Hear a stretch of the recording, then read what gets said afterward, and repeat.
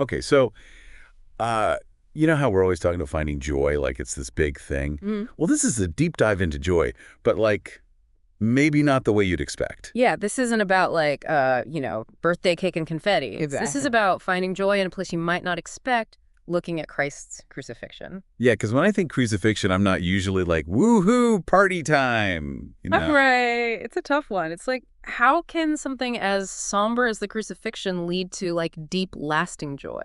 It seems almost counterintuitive. So how does the source material kind of bridge that gap? What's the connection there? Well, the source really stresses that Christ's sacrifice on the cross wasn't just some random event. It was an act of love. And not just love in some vague sense, but love directed specifically at us. At us. Okay, I'm listening. Yeah, like individually. The source is saying that when you grasp how huge that love is, that Christ died for you personally, that's what unlocks this different level of joy, this deep, unshakable joy. Okay, I'm trying to wrap my head around that.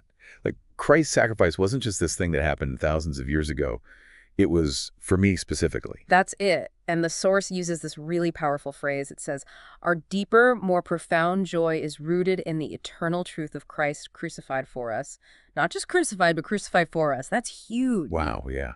Yeah. It hits differently. So it's not about ignoring the pain of the crucifixion, but realizing that through that pain, we're offered this incredible gift of love, and that's where the joy comes in. Exactly. And that leads us to one of the most vivid images in the source, the temple veil tearing, in Matthew 27:51, right when Christ died. Oh, yeah. That always felt like such a powerful moment in the story. What does the source say about it? Well, it describes it as this, like, imagine a thick curtain suddenly ripping apart, that Hmm. barrier between humanity and God gone because of Christ's sacrifice. So before the veil, it was like access denied, right? But then because of what Christ did, boom, the way is open. That's exactly it. Yeah. And the source argues that being able to experience that closeness to God, that direct connection, that's what allows us to tap into this joy that's different from anything else. The world just can't offer that. So it's not fleeting. It's Yeah. not based on like what's happening in your life at any given moment. Exactly. It's Yeah. rooted in something much deeper, this unshakable reality of God's love. But then the question becomes, how do we actually live that out? Right. Like, okay, cool. The veil is torn down. What does that look like practically in my everyday life? Well, that's where it gets really interesting. The source talks about being crucified with Christ. Like there's this parallel between his crucifixion and our own spiritual journeys. Wait, hold on. Not literally crucified, right? That's not what we're going for here. No, of course not. It's symbolic. It's talking about a different kind of death, a death to our old selves. Okay, now we're talking. So like, what does that mean? What does that death to our old selves actually look like? It's about facing those things in us that keep us from truly experiencing joy. Those selfish desires, those worldly things that we chase after. We think they'll make us happy, but they never really satisfy. And we're saying, I'm done with that. Like that old way of living is gone. We're something new. You got it. And just like Christ rose again, we can experience a resurrection too. A new life. So we're on that cross with him in a way. And that's where the transformation happens. You're getting it. And this is important, this new life isn't about running away from our responsibilities. It's not about checking out of the world. So it's not about escaping reality. What is it about then? The source puts it this way, set your hearts on things above. It's a direct quote from Colossians 3:1. So it's more about seeing everything through a different lens, with a heart that's aligned with Christ. You're right, that completely changes the game. It's not about disconnecting from the world, but seeing with new eyes, with a heart aligned with Christ. So what does that look like, practically speaking?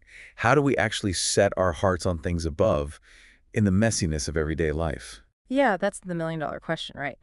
And the source actually offers some beautiful answers.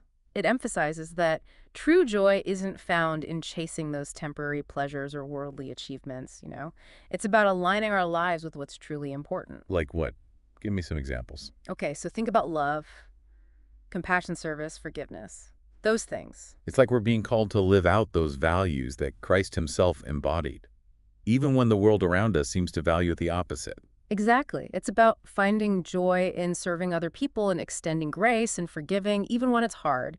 It's about recognizing that our lives have a deeper purpose. That makes a lot of sense. Mm. It reminds me of when you choose to forgive someone, even if they've really hurt you. It's not always easy, but there's a freedom there. Mm-hmm. And even joy. It comes from letting go of the hurt and choosing love instead. That is such a powerful example. And what the source is suggesting is that this kind of joy, this joy that's rooted in something so much bigger than us, It's available to everyone. It doesn't matter your circumstances, your mood, your bank account. It's a deep and lasting peace that comes from knowing God loves us unconditionally and that we have the power to live a life of purpose. So as we wrap up this deep dive, what's one thing you want our listeners to take away from today's conversation? I want you to remember that image of the torn veil, okay? Christ's sacrifice made a way for you to experience a real and personal connection with God. And in that connection, you'll find a joy that's deeper and more lasting than anything else this world can offer. So don't be afraid to let go of the things holding you back from truly experiencing that joy. Fear, doubt, past, hurts, you name it. Exactly. Let it go and No. step into the fullness of that joy. Such a good reminder. True joy isn't something we chase after, but something we step into when we align our hearts with Christ and embrace the power of his love and sacrifice. Thanks for joining us for this incredible deep dive. We'll see you next time.